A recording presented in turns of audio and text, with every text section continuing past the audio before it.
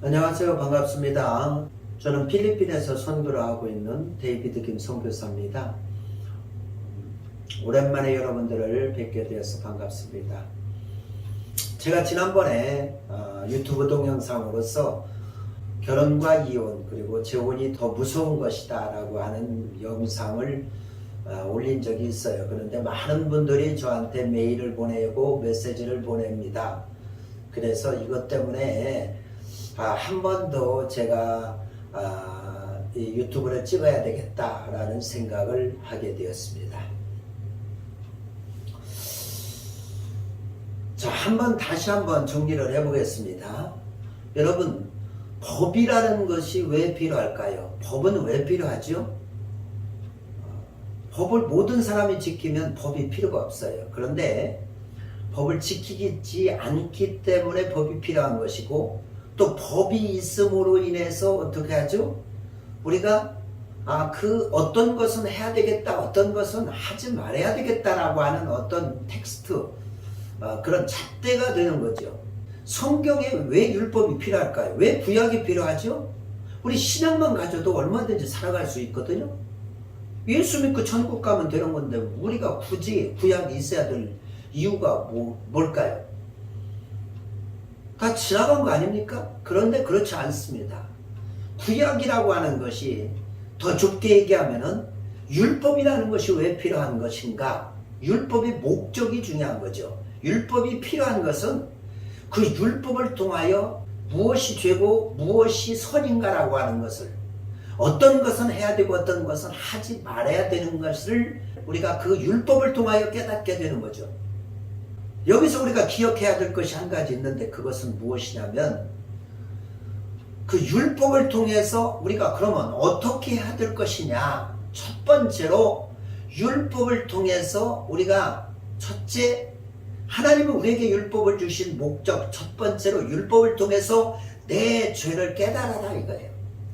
내가 얼마나 흉악한 사람인지, 내가 얼마나 무력한 사람인지, 내가 죄 앞에서 얼마나 나약한가를 깨닫는 것이 목적이에요.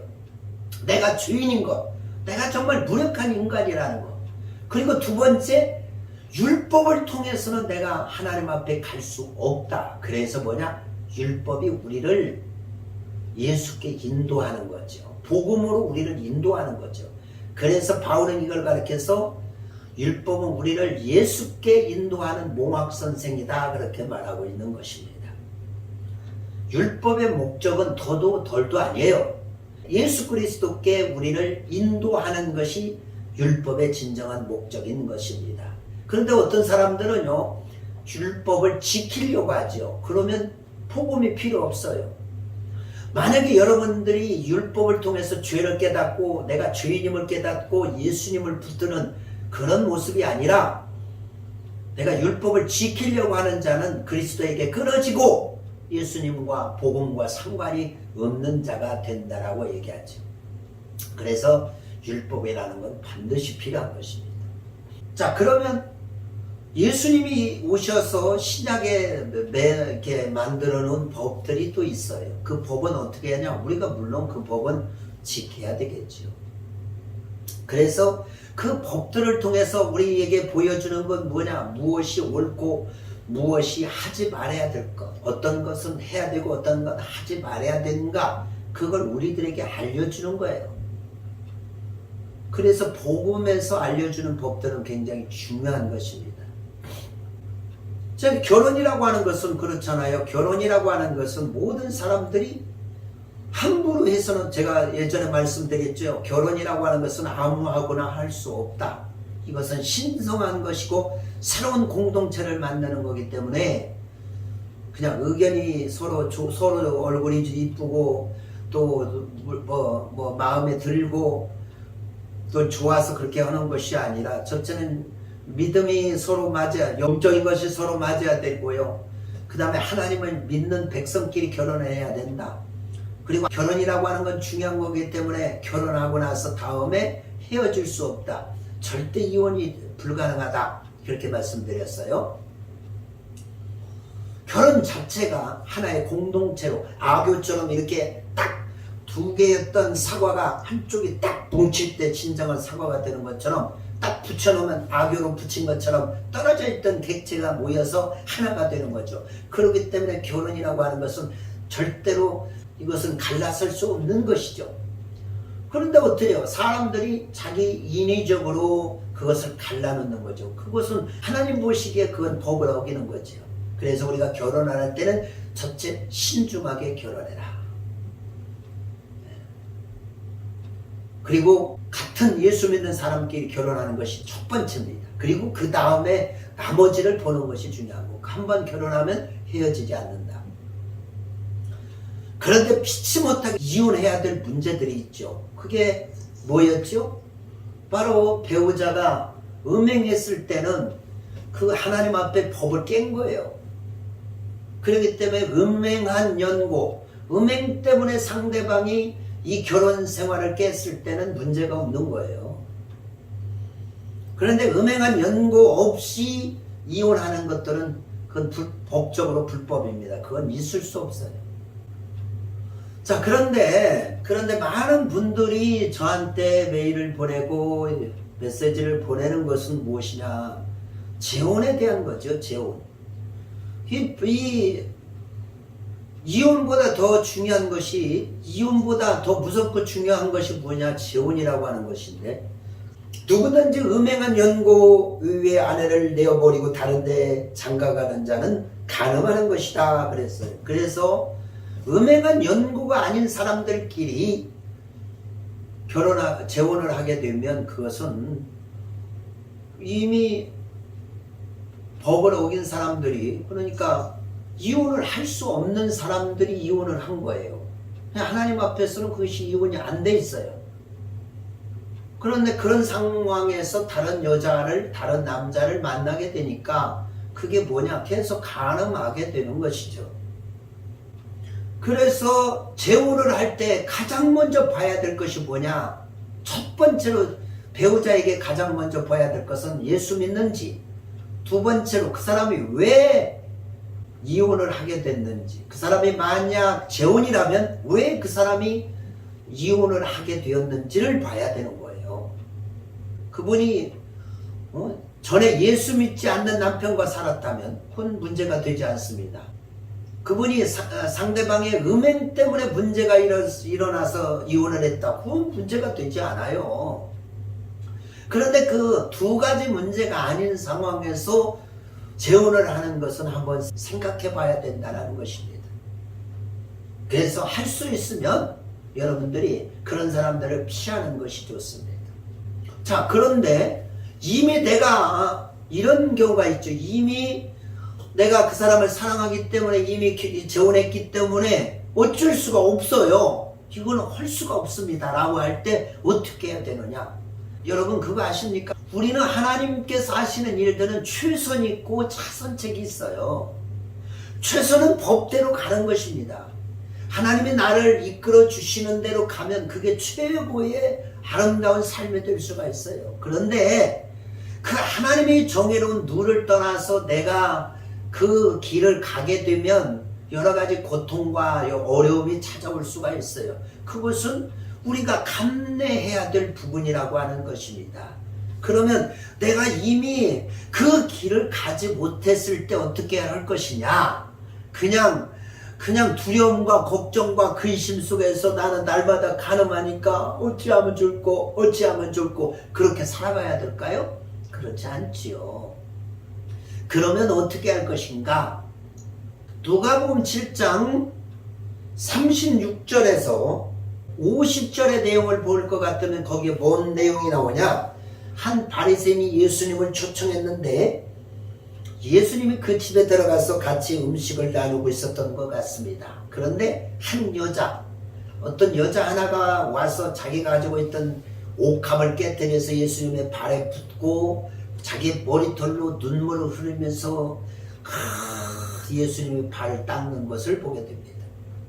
그때 사람들이 다 수군거리고 저 여자가 죄인인 줄, 어떤 죄를 지은 죄인인 줄 알았더라면 저 선지자 예수님이라는 저 사람이 저렇게 가만히 있지 않았을 것이다 라고 자기들끼리 수군수군합니다. 그때 예수님이 그 집주인 시몬에게 말합니다. 시몬아, 어떤 사람이 있는데 그 사람에게 빚을 진 사람들이 있었다. 두 명이. 하나는 500데나리온의 빚을 졌고 하나는 50데나리온의 빚을 졌는데 두 사람이 다 빚을 갚을 능력이 안 돼. 그래서 하루는 그 사람이 그 빚진 자들을 불러서 두 명 다 탕감을 해주었다. 네가 생각할 때 어떤 사람이 그 주인을 더 고맙고 사랑하겠느냐. 그때 바리새인 시몬이 말합니다. 그거야 당연히 많이 빚진 자 500데나리온 빚진 사람이 더 감사하고 더 사랑하겠지요. 예수님 말씀하십니다. 그렇다. 보았느냐? 너는 내가 너희 집에 들어왔을 때 발 씻을 물도 주지 않았지만 저 여자는 눈물로 내 발을 씻었고 그의 머리칼로 내 발을 닦았느니라. 너는 내게 입맛 주지도 않았지만 그 여자는 내 발에 입맛 주기를 멈추지 아니하였다. 이러므로 내가 네게 말하노니 그의 많은 죄가 사여졌도다. 이는 그의 사랑이 많음이라. 사함을 받은 일이 적은 자는 적게 사랑하니라. 이 말이 무슨 말일까요? 이 여자가 왜 그렇게 예수님을 울면서 그렇게 했을까요? 이전에 예수님을 만났겠죠. 예수님으로부터 어떤 말씀을 들었겠죠. 용서함을 받았겠죠. 그러니까 너무나 그 여자가 감사하고 기뻐서 예수님이 마침 그 동네에 들어왔는데 자기의 전 재산인 옥합을 깨뜨려서 예수님의 발에 붓고 머릿결로 자기 그 머리로 예수님의 발을 닦고 입을 맞추며 그렇게 되는 거예요. 이 여자는 뭐냐? 예수님을 사랑하는 거죠. 자기가 지은 죄가 더 많은 사람은 예수님을 더 사랑한다는 얘기죠. 오늘 우리가 예수님 앞에 지은 죄가 많은 사람은요 더 사랑해야 된다는 것입니다.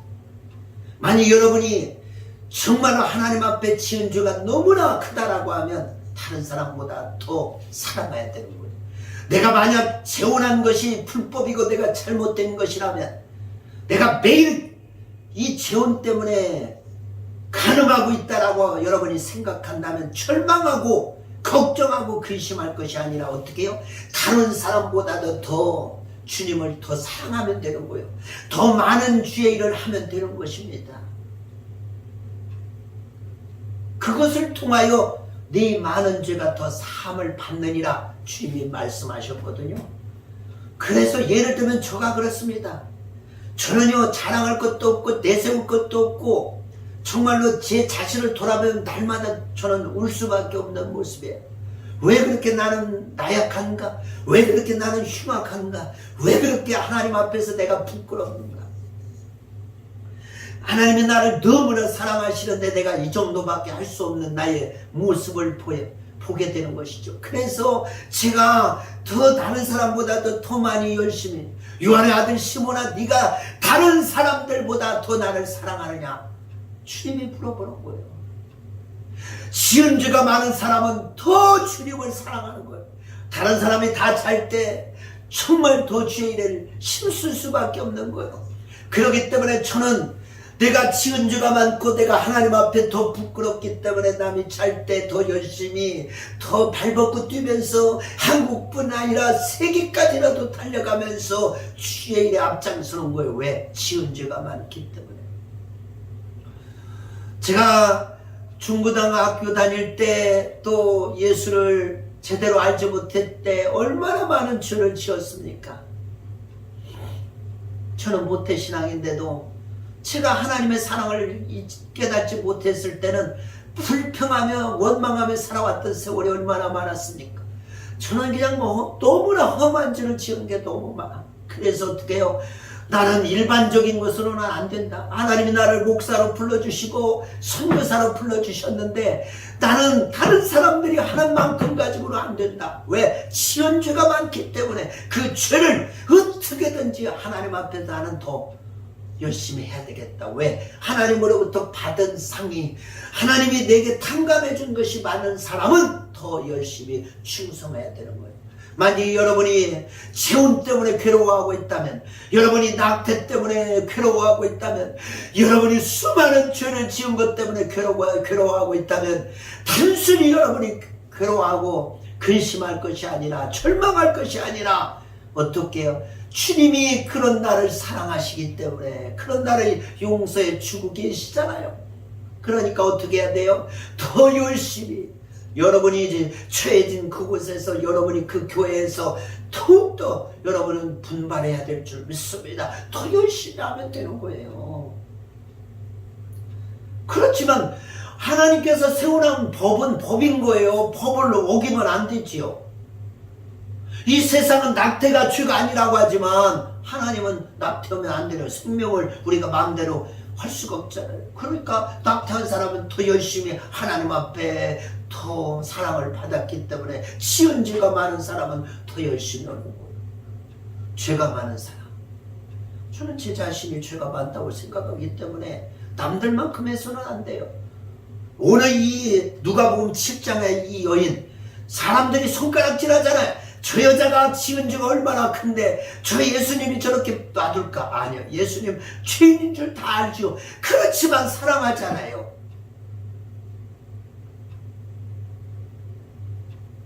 $500 탕감받은 사람은 50달란트 탕감받은 사람하고 기쁨이 같을 수가 없습니다. 주님을 사랑하는 마음이 똑같을 수가 없어요. 죄가 많은 곳에 은혜가 넘친다는 말이 그래서 나오는 거예요. 죄 있는 사람은 예수님을 진정으로 만나고 나면 어떻게 해요? 정말 주님을 사랑할 수밖에 없어요. 여러분들이요, 걱정하고 근심하고 좌절하지 마세요. 있는 자리에서, 지금 있는 그 자리에서 주님 앞에 충성하기를 바랍니다. 더 열심히 하시기를 바랍니다. 오늘 여러분이 할 수 있는 거에서 더 열심히 하세요.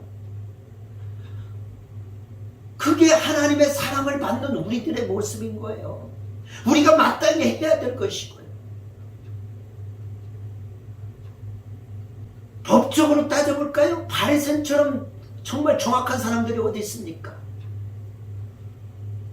그냥 율법을 처음부터 다 철저하게 지키는 사람들이 있죠.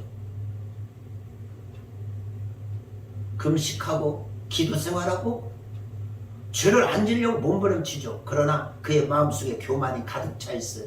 나는 이 정도 하면 되니까.